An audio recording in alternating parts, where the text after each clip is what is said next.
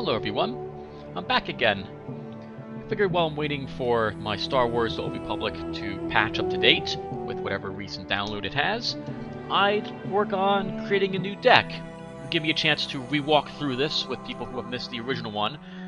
Perhaps I can make some corrections for anything I misstated from the last one, and it gives me a chance to show you a different faction altogether. So let's go ahead and create a new deck.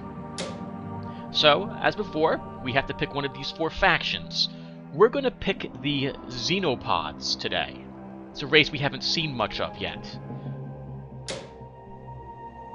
This is the main screen you'll see when you are working on creating a deck. It shows you the deck name. We haven't saved it yet, so we don't have a name here. This is reserved for the pictures of the card. It's card art. Card stats will be listed here. The total number of cards and the total points those cards are bringing me to will be displayed here. In general, it behooves you to keep your total card limit low, as this helps you get what you need out of whatever strategy you are trying to accomplish.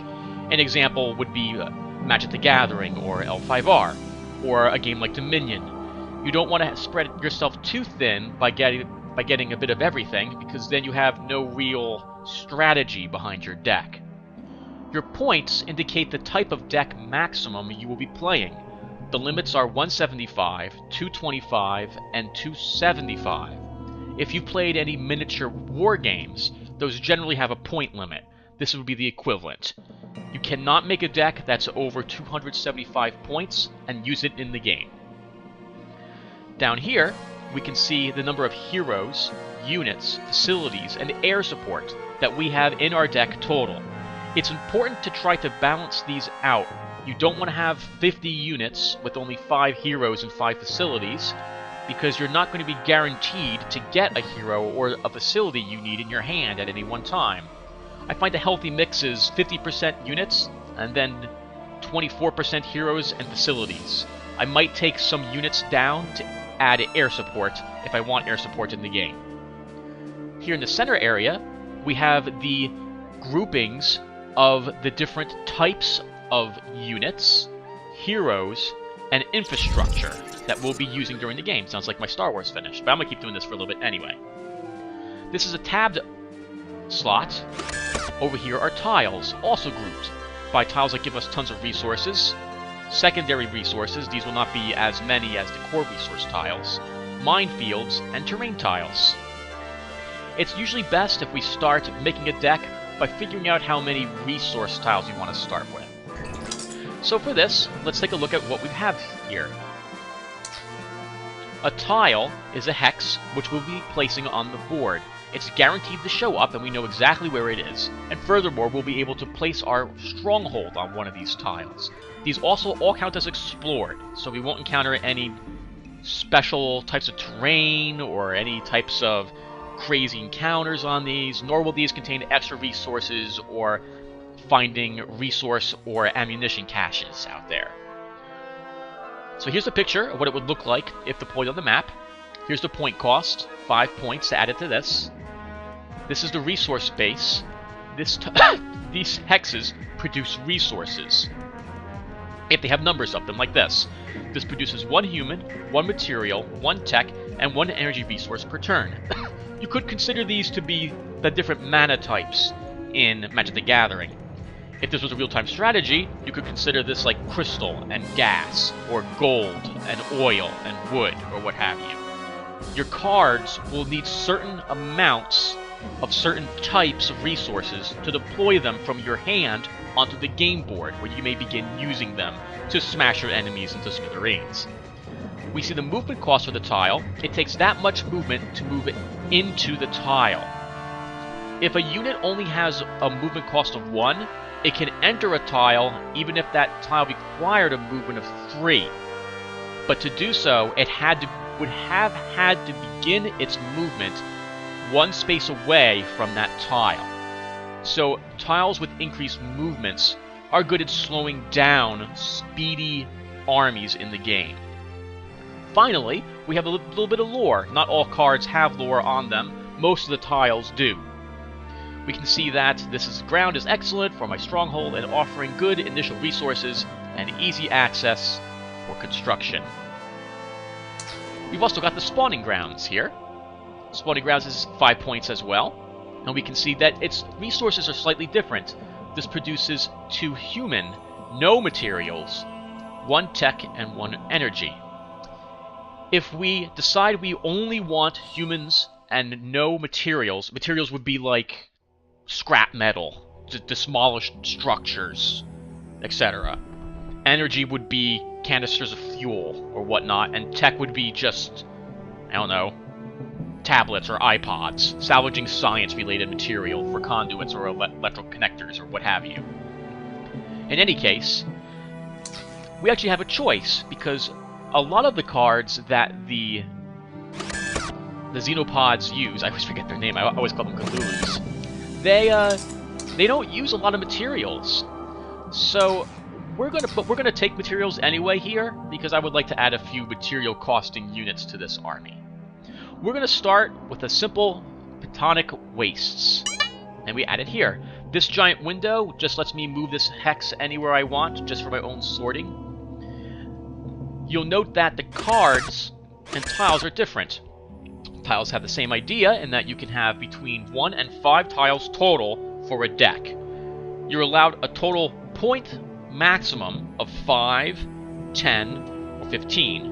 There is usually never a reason to just select like 6 points if you could have chosen 10, because you're going to short yourself out other tiles. So for example, if I have a plain desert hex and my Platonic Waste, I can't use this deck in a 175 and 5 deck requirement for a new game. I have to use it in a 175-10 requirement. But if I just play it with this, I miss out on tiles that could have minefields to protect me, or secondary resources that I could utilize to gain more, well, resources. With that said, we're going to make this a pretty basic deck. So we're just going to leave it at 5 points here.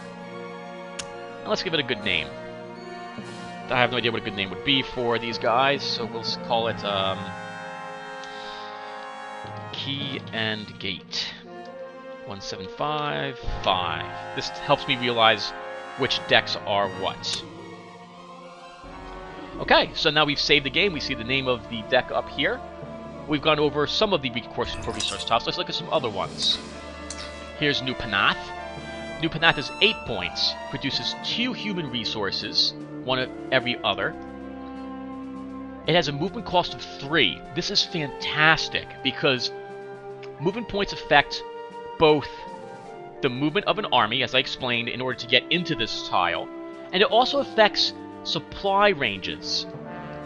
An enemy's supply range may prohibit them from actually entering this tile and being in supply.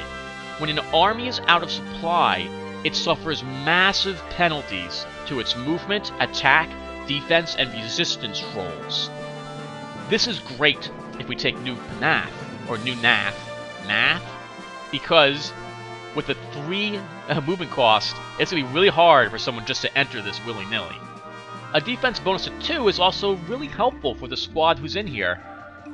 Even when they are finally laid siege and the defense is broken, they'll still get 2 defense bonus, even at their penalty to the rest of their stats. Overall, it's a pretty nice hex tile. Whispering Hills.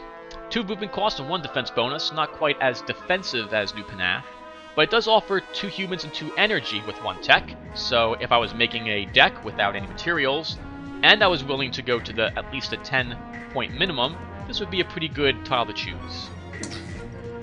Necropolis Base. 2 humans, 2 energy, 1 of each other for 8 points. I don't know quite how I feel about this. While it does give you the ability to construct 2 resource tiles, 2 resource collectors right in your base, which if you were watching any of my games, you'd see how that works.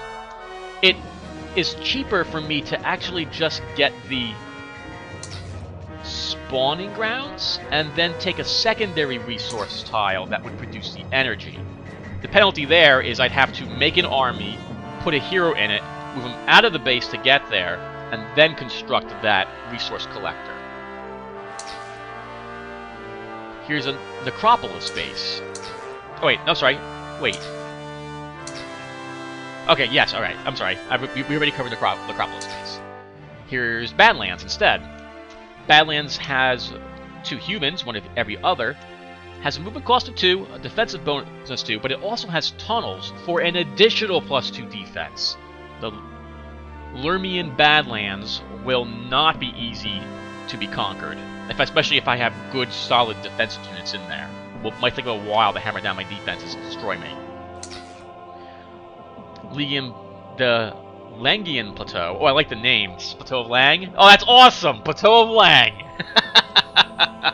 Plateau of Lang was one of H.P. Lovecraft's fictionist other dimensional worlds. It was pretty interesting. How about that? 2 tech, which makes perfect sense, actually, and 3 humans there. Wasn't was the library located in the Plateau of Lang? I think so.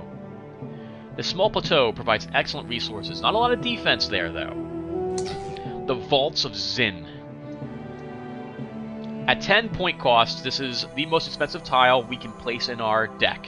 It's got 2 humans, 2 energy, and 2 tech, though, for resources, which is pretty good.